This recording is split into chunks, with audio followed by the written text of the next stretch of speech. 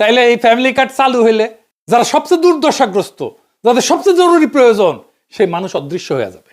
তারা কাগজে থাকবে, বাজেটে থাকবে, কিন্তু বাস্তবে থাকবে না। টাকা সবার মধ্যে সমানভাবে ছড়ায় পড়বে।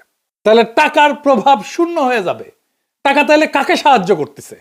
এই যে পুঁজিবাদী সমাজের তো সমস্যা হচ্ছে যে টাকা মাঝে মাঝে কিছু সেন্টারে জমা হয়ে যায়, কনসেন্ট্রেটেড হয়, কেন্দ্রীভূত হয়ে যায় কিছু মানুষের হাতে। সেটা রিডিস্ট্রিবিউট করতে, পুনর্বন্টন করতে হয়, রিডিস্ট্রিবিউট করতে হয়।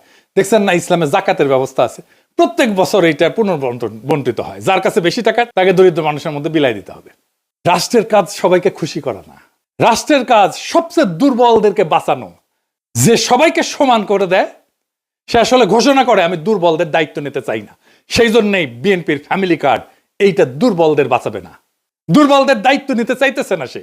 এটা মানবিক না, এটা রাষ্ট্রের দায়িত্ব থেকে পরিকল্পিত পলায়ন। এবার আসেন আমরা আর একটা জিনিস দেখি। বিএনপি বলতেছে যে বাসার কর্ত্রী বা head of the house hold নারী, তাকে দেওয়া হবে। Head of the house hold বলতে কি বুঝাইতেছে? মানে পরিবারের গৃহকর্ত্রী আর কি, এই নারীর নামে।